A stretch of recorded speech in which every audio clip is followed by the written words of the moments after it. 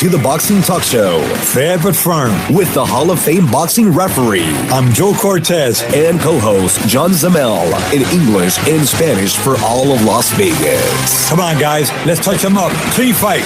I'm Joe Cortez, Fair but Firm. Welcome to the Fair but Firm show here in Las Vegas, Nevada. Merry Christmas to all our viewers around the world. Checking it out. John. Oh my God, Merry Christmas to all of you. Not just to all of you, but from all of our team. That was Charlie Carrillo you just saw, popping in and out in the reindeer antlers. And this is Dylan Torero. This is our executive assistant. And we had Jackie in New York City. Absolutely. Everybody, everyone from everyone on our team, have a very Merry Christmas. I want to wish everybody on our team, I'm the host of the show, and without my team, I could never do it. I want to thank them all for being part of this great show. Merry Christmas to John, Dylan, Merry Jackie, Christmas. Charlie. Merry Christmas to you, Joe. And Merry Christmas to all of you. Okay, now Let's get started. Huh? Now we're going to start with our show of the week. And of course, you know, 2018 was a great year for us, and we're looking forward to 2019. John, now you can say what you want to say about our show. I was going to say, man, boxing's been great to us all year, right? They've been great to us all year. Last year was amazing. This year's been incredible. This month has been incredible. And then we finished out the last weekend of the month, really, on just an absolutely unbelievable note. We have so much to talk about this week. We had two big pay-per-view fights in London. And then we had, the Charlo brothers co-headlining their first fight here on Fox. So we have so much to get into. Where do you want to start? Well, the Charlo brothers, of course, we know that they're twins. They're both world champions. And unfortunately, one lost his title. So it ends up on a bad note for the Charlo brothers, one of them losing the championship. It was a shame. The other one winning. However, it was a controversial decision, and Larry Hazard Sr. had it unofficial score. He had Charlo winning by a long shot, and Charlo was very upset, and I guess rightfully so to some extent.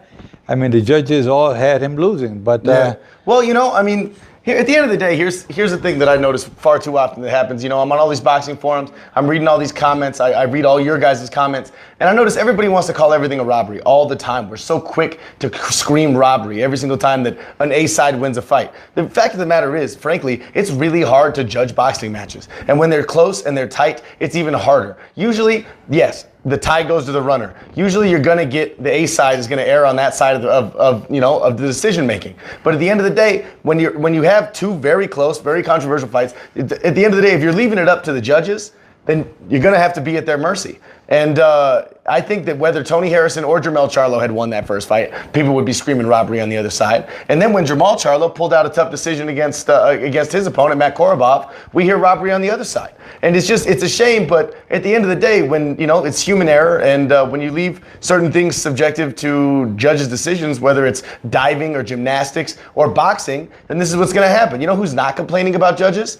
Dylan Whyte. Because he was down on all three cards going into the 11th round against Derek Chisora, and then he put him down, and he won the fight. At the end of the day, if you're worried about the judge or early stoppages from refs or anything else, what you have to do. And, that's win the fight decisively. And I think it's too quick to call robbery these days when it's just sometimes that's the reason we have judges.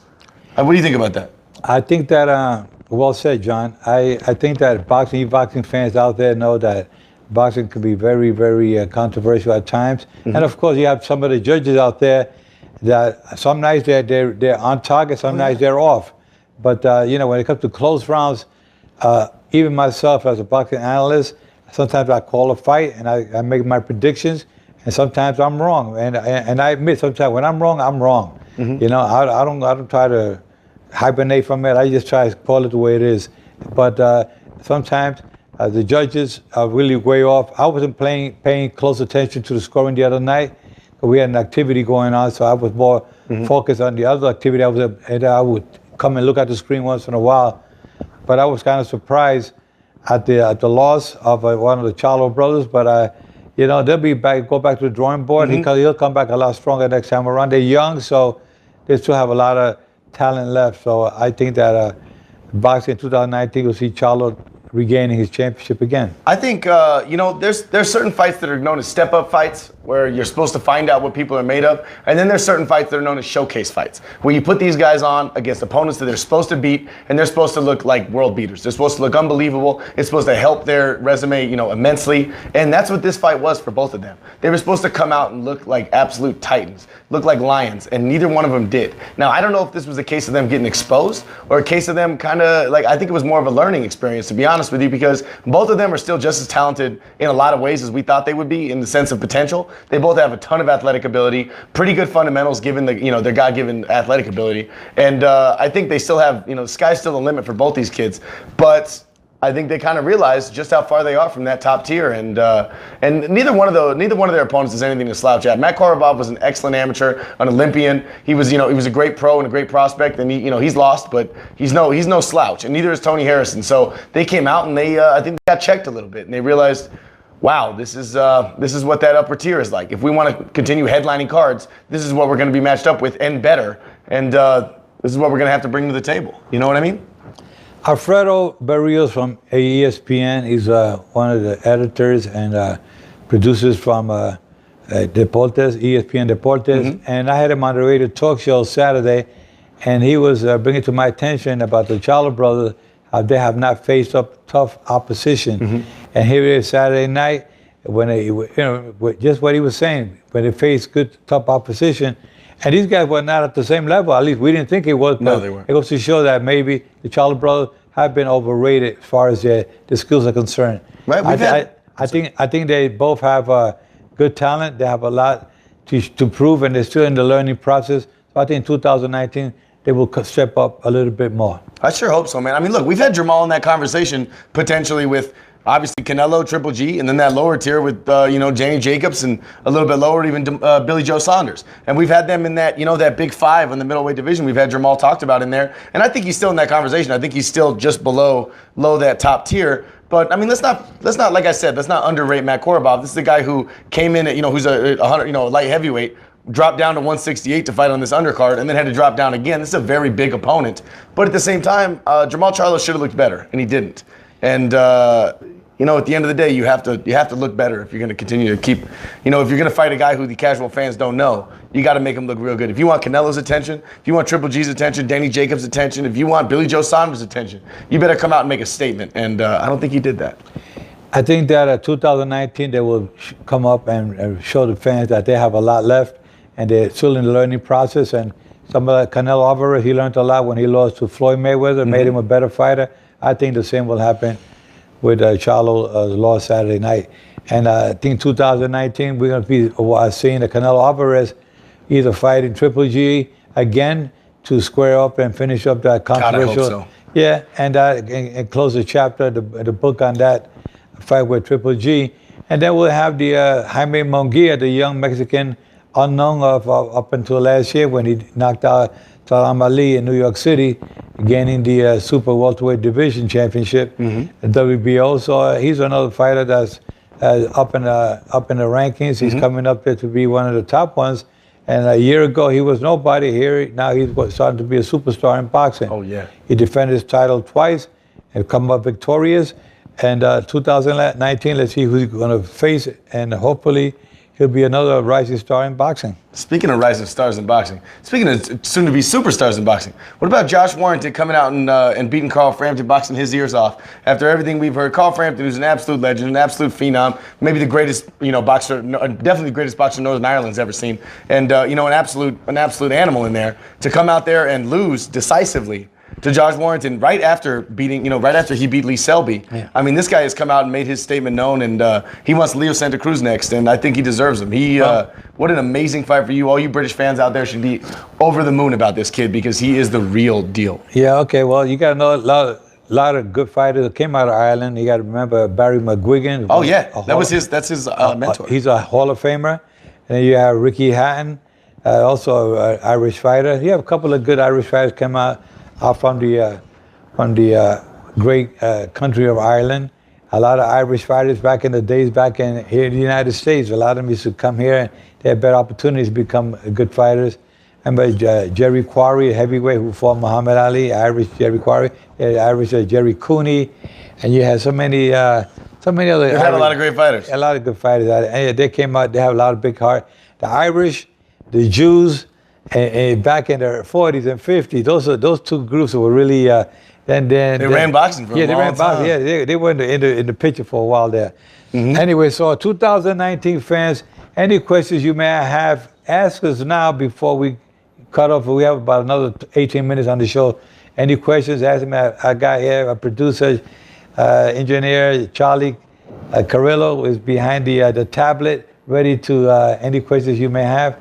Make it more positive. If anything negative, we most likely will not respond to you. So make them nice and sweet. Give us a nice Merry Christmas ending. And if I don't have time before the end of the show, I want to make sure I say this now. Next week, we're having our big end-of-year show where we recap all of 2019. We have our second annual Fair But Firm Awards coming up, and then we talk about what we expect to see and hope to see in the coming year in 2019 because and that's a show you can't miss. We've been preparing for that one for a while, and I honestly cannot wait to do that show. So please make sure you tune in next week. And, as always, subscribe on Spotify and everything else, iTunes and YouTube, and catch us on Facebook and everywhere else that you can watch us. Make sure you do because shows like this, shows like next week, you definitely don't want to miss. We want to see the shows of the year. I mean, we have certain shows, but some are outstanding. One of the most outstanding ones was Tyson Fury and Deontay Wilder. That brought a lot of attention to into boxing. Our friends up in the United Kingdom want to wish you guys also a Merry Christmas and a healthy and happy New Year. As always. Thanks for letting us be part of your team. We really enjoy it. We had a lot of fun with you guys throughout the year, and we're looking forward to meeting up someplace and have a good time together. I sure would like that. I know you guys like to hoop it up with some nice beer and whatnot, and we can do it here in the entertainment capital of the world, the boxing capital of the world. Come on here, that we have a nice group of British fans come out to support their fighters. Ricky Hunt, when he fought here, there were like 3,000 fans came from the United Kingdom came out here, and it was nice to see that the fans really show up for these kind of events. And where else better than the Vegas capital, the Las Vegas boxing capital of the world, and of course the entertainment capital of the world. You have everything here in Vegas. Everything. If you're going to come out here, this is the place to be. ESPN, I want to thank ESPN for giving me the opportunity. I've been with them now for about 4.5 years as a boxing analyst.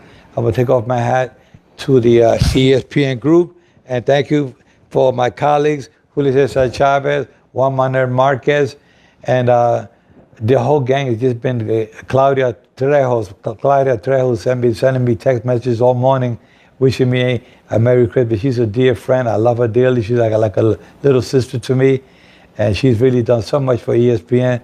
Alfredo Berrios and Mario Fraticelli, the vice president of ESPN Deportes, we're doing a great job, my whole team. So I just want to say, that boxing has been good. My God, hasn't it ever? This has been a great year, man. I mean, just a great year. We've been getting gifts all year. Oh, we got a question? Yeah, what about Spence and Mikey Garcia? What do you guys think? Okay, Earl Spence and Mikey Garcia. Earl Spence Jr. is one of the top up-and-coming rising stars in boxing. However, Mikey Garcia has been there. Mikey Garcia has been a 3-time unified champion in 3 different weight classes. Featherweight, lightweight, super lightweight, which is 135, where he's champion, and then he's gone up to 140. Actually, he was lightweight, super lightweight, and now he's in the welterweight division. He's going into the welterweight division. Fight Earl Spence. Yeah, but he won a title at 140 also. Yeah, 140. He's held 3 division titles, unified champion. So he's got a lot going for him. So he got the experience, and one thing, he can punch. He's a good fighter. Earl Spence, I know Earl Spence is one of the better ones at welterweight division, but I don't think he's fought anybody with the experience and the punching power of Mikey Garcia. Mikey Garcia, you can't say no to him because he's proven himself fight after. He's still undefeated. Yeah. So I say, Earl, you're gonna have a tough fight. I want to for sure. I want to give a shout out to Mikey Garcia because it's one thing to go up, 2 weight classes to fight a guy who's above you on the pound for pound list. We saw that with Amir Khan against Canelo Alvarez. We saw that with Kell Brook against Triple G. To go up there to fight a guy who's, in a different class than you, to gain more fans, gain more exposure, and really, kind of throw it all on the deck is one thing. But to do that against a guy who's on a lower who's rated lower pound for pound than you. We haven't seen this since Floyd Mayweather did this against Canelo Alvarez. We haven't seen a guy who has so much to lose go up 2 weight classes to fight against a guy who's so powerful and so terrifying. It's absolutely unbelievable, and I want to give such a huge shout out to Mikey Garcia for having the heart and the spirit to do something like this, because you don't see it very often. Right, good. Now going back to the Tyson Fury and Deontay Wilder fight, the fans are still complaining about the controversial laws, and my personal opinion on the fight. I tell you one thing, I thought Tyson Fury pulled it out at the end, but with that last knockdown, that kind of left a big question mark. I mean, he was almost out. Any referee would have stopped it right then and there. Nobody would have said anything. But you know what, fans, as much as I agree with you guys as a controversial ending, it go one way or the other. But you know what? The rematch, and if it happens again, let it happen in 2019, because this is going to shut everybody up. I know Tyson Fury definitely has all the talent in the world. He proved me wrong. Yes. So I thought he was going to get stopped by Deontay Wilder by the 8th round, and look what happened. So, you know, I'm a believer of Tyson Fury. He's made me definitely a big believer. I can't say I'm a fan, because I'm looking at it from an official's standpoint of view. So I got to try to be as neutral as possible. But I'll tell you, he convinced me that he has what it takes to be a champion. Well, I'll tell you, I'm a fan. And on top of that, this is kind of what we were talking about, man. This is what boxing is. We know this. We've known this forever. When Ali went to fight Foreman, all the cards were stacked against him. His promoter was promoting for Foreman. He had everything about it was meant to be a passing of the torch. And what did he do? He came out and he knocked Foreman out. Look at Pacquiao versus Broner next month. Everything, on paper is stacked against Broner. Of course, all the money is ready to be given to Pacquiao, ready for the Mayweather fight, ready for everything else. But he could still come out and get it done. Tyson Fury came to America in Deontay Wilder's country to fight for his belt on his network, and he got knocked down twice. It's just, when you're not the A side, and he wasn't the A side, when Triple G came to fight Canelo the second time, you can't take rounds off. He knew exactly what he had to do, and he didn't get it done. We can all call controversy. It's easy and it's lazy to scream corruption. It's easy and it's lazy to scream controversy. But at the end of the day, both those guys knew what they had to do, and they didn't get it done. And that's kind of what it is at the end of the day. Sometimes it goes your way if you're the A side, like Jamal Charlo happened this weekend. Sometimes it doesn't go your way, like Jamel Charlo this weekend. But at the end of the day, when you're fighting a tight fight, a tough fight, and you leave it up to the judges' subjection, then you have to deal with their reaction and their judgment to it. And that's kind of how it goes, man. Yeah, another question the fans are asking is about United Kingdom and boxing, where it stands as it was years ago. Definitely, United Kingdom is rising to the point where they have reached the pinnacle of their boxing status. I mean, they really climbed up the ladder. I mean, 25 years ago, you hardly saw anything with British fighters. And Russia. Oh my God! Yes. Russia and Asia. I mean, so many fighters coming up. There's popping up internationally all over the world. But United Kingdom has definitely come up to the point where you could say, there's some of our better competitors in boxing that come from Great Britain. So I think I take my hat off again to Great Britain for a job well done. Is keeping boxing where it's at today. I want to touch on that because I've said this before on the show, and I want to keep bringing it up because it does matter. It matters a lot. And everyone that just got mad at me for what I said about Tyson Fury, if they're still listening, I'd like them to listen to this, because what you guys have done in Britain and all over Europe in making the fight game as big as it is right now, I always say the spirit of boxing is in Mexico. They got that's the spirit of it. And the wallet of boxing, whether you like it or not, the most money is in America still. But the pulse right now of the fight game is in England. It's in the United Kingdom. It's Tyson Fury. It's Anthony Joshua. It's Josh Warrington. It's Billy Joe Saunders. It's all these guys. And you guys have done such a phenomenal job from the ground up, from the judges and the referees and the promoters and to the fighters, and mostly from the fans. You guys have uplifted this sport and made it what it is right now. Hey, you know what? I want to tell you guys one thing, that I was there in United Kingdom when you guys were starting to move into the ranking. When I started going out there refereeing Prince Nassim Ahmed. Oh, yeah. It was Nigel Benn. Joe Calzaghe. Oh, yeah. I thought when I was out there refereeing those fights, and people started getting a lot of notice, a lot of attention towards United Kingdom. I mean, they were good fighters out there. I would come back home. The Klitschko brothers, I was refereeing them there in Great Britain. And I remember, I couldn't even spell the Klitschko's name. I still can't. So I still can't sometimes. It's a lot but the of confidence. Klitschko's, I would come to the United States and I would tell the fans and people here, hey, you know what? There's two brothers in the United Kingdom that are coming up. They're Russians, but they've been fighting in Germany, they've been fighting in Great Britain, and of course Lennox Lewis. Who thought Lennox Lewis? Nobody knew who Lennox Lewis was. I went out there to referee Lennox Lewis, and I came back home. I said, "There's a guy out there that could be possibly a world champion. He's got what it takes." And sure enough, he proved it. He fought some of the best out there, even knocking out Mike Tyson. Lennox Lewis is one of the so I can greatest say, I mean, it's been an honor for me. Sometimes I got to pinch myself. I've been involved in so many great fights, and a lot of them had to be. In fact, I refereed in Great Britain and throughout Europe. But I think that boxing is really, United Kingdom is upways. Absolutely, and even beyond that, I want to touch on what you said about Eastern Europe and other parts of Europe. You look at you look at Gennady Golovkin. You look at Vasily Lomachenko. You look at Alexander Usyk, an absolute front runner for our Fighter of the Year this year. Make sure you tune in next week, see who wins it. I mean, these are guys who you wouldn't have heard of. I mean, how long ago? And now, I mean, Eastern Europe is exploding with boxing talent. Western Europe is exploding with boxing talent. Thailand, Japan, Africa. Ghana, Nigeria. All these places that you would never, every corner of the globe.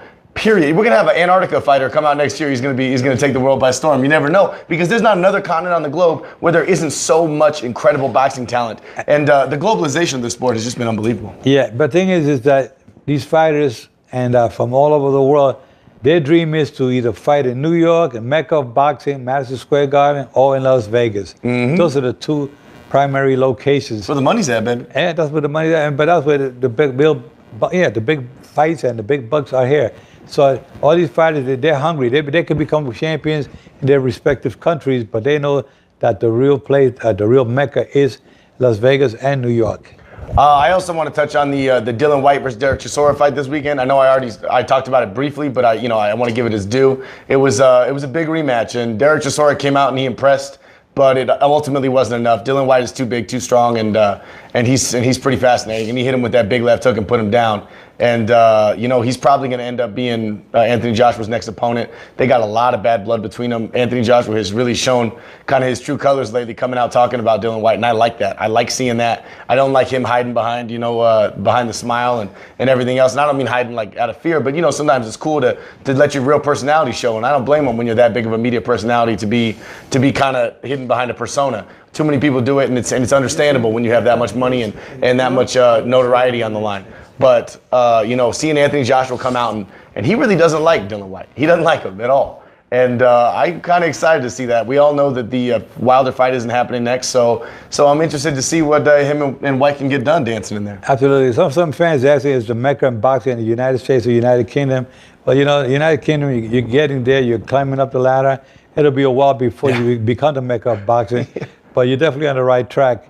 And I think that, you have all the talent in the world, and I'm glad you fans out there are starting to think that way, even ask those questions. That's good. I mean, that you guys are really into it. Yeah. And you really, truly believe that your country may be one day the Mecca of boxing. And like I said, the pulse of boxing right now. I'm on every boxing forum there is. I read everybody's comments. I'm all day long. And every single place you go, everything you read, it's Britain first. There are more British fight fans on English-speaking websites, fighting websites, than there are American fans, and there's a lot more of us. So, that's just, yes, the money is still here. Yes, we are still the Mecca. But there is no question what you guys have brought to the table these days. None. Yeah, no, I really think that boxing is really definitely on the rise around the whole world. And if people are saying that boxing is dying, I don't know. You guys better go online, get your social media information, check out and you can see. Come on, you kidding me? Oh, we're larger than life now. There's so much on boxing on the internet. You guys must be under a rock if you think boxing is dead. I've made this comparison before. Every 10 years they say that Saturday Night Live is dead, the TV show, and then we find out who our new stars are. And then, they've done it all the way back to Saturday Night Dead back in the 70s. And then there was the Eddie Murphy years and the Adam Sandler years and the Will Ferrell years. Once you know who your stars are, it comes back. Boxing's the exact same way. As soon as you know who the stars are, we realize, wow, how exciting this is. Of course, a few years ago, we didn't know who the stars were. The stars of the yesteryear, the Manny Pacquiao's, the Floyd Mayweathers, the Oscar De La Hoyas, they were done. It was over for them. So we were like, well, boxing must be dead. Of course it's not dead. We got to build up new characters, build up new stars, and we have. And now, we're back, baby. Yeah, there's definitely a lot of rising stars in boxing. There's a kid named Devin Haney, who's fighting on February 11th on Showtime, New Generation, and he's a young kid. I'm on their team. I'm an advisor for them. Devin Haney, my prediction is that he will be another Floyd Mayweather or Sugar Ray Leonard. He's that kind of a fighter with that kind of a talent. And those are all-time greats right there, Joe. Yeah, well, he's going to be this kid. My prediction that Devin Haney, who I met when he was about 10 years old, and here he is, 19 with 19 pro fights under his belt, all wins and with 14 big knockouts. And the guy's a slick boxer. You can hardly even touch him. Absolute stud. You can't touch him.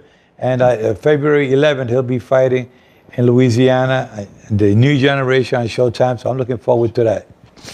And I think that we have a lot of big prospects out there. Yeah, man. We got Shakur Stevenson. We got like you said, Ryan Garcia. We were touching. Oh no, that was on Saturday. By the way, Ryan Garcia. There's a million big names out there. Yeah. There's a million up and comers, and every year we have more and more that we find out about. And I cannot wait to see what next year brings. And we'll be touching on that next week, obviously. Absolutely. We're looking forward to all those fights that are coming up, and of course the rising stars are the ones that I'm looking forward to in 2019. It's going to be a great year. I couldn't agree more. I don't really know what else to say, baby.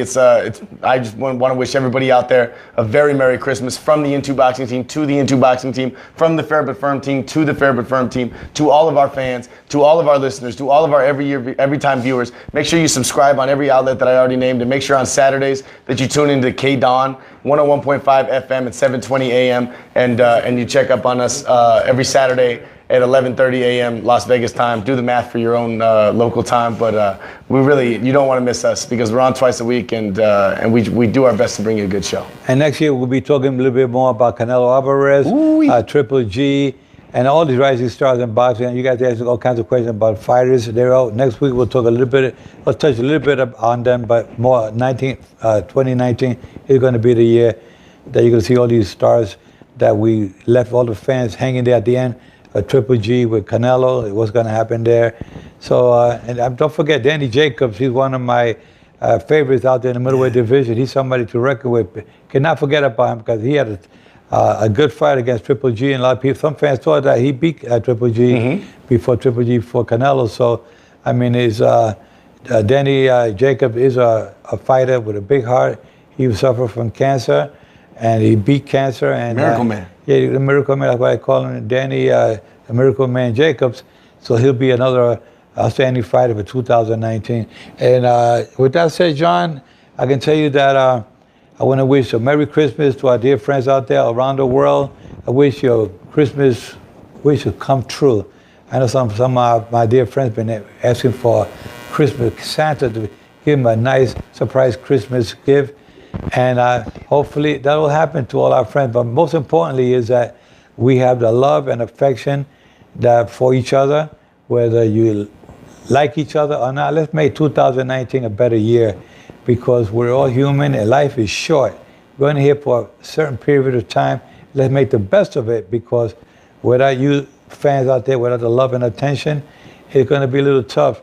John, what do you want to say to wrap it up before? Well, honestly, I can't imagine what more I could say. I want to wish everybody, I'll wish you a Happy New Year next week when we do our big recap show. Like I said, please don't miss that show. We have our Fair But Firm Awards. We go through everything that's going on that has happened in 2018, everything. And we go through what our hopes and wishes and expectations are for 2019. And it's the kind of show that you definitely don't want to miss. Plus, the outfits are going to be on point as well because, as always, it's a New Year's Eve show. We got to make sure we dress up. So I want to wish everyone out there a very Merry Christmas or whatever your holiday is. Have a very happy one of those. Or, if you don't have one, then have a happy day today. Because we want to wish you all a Merry Christmas. Again, Happy New Year. Wish you the very best. Enjoy yourself. And most importantly, be careful while partying, driving, and drinking. Don't mix. So just be very careful. Protect yourself at all times. Yeah, protect yourselves at all times. And be fair at all times. God bless you. God bless. Take care. I'm fair, but I'm firm, guys.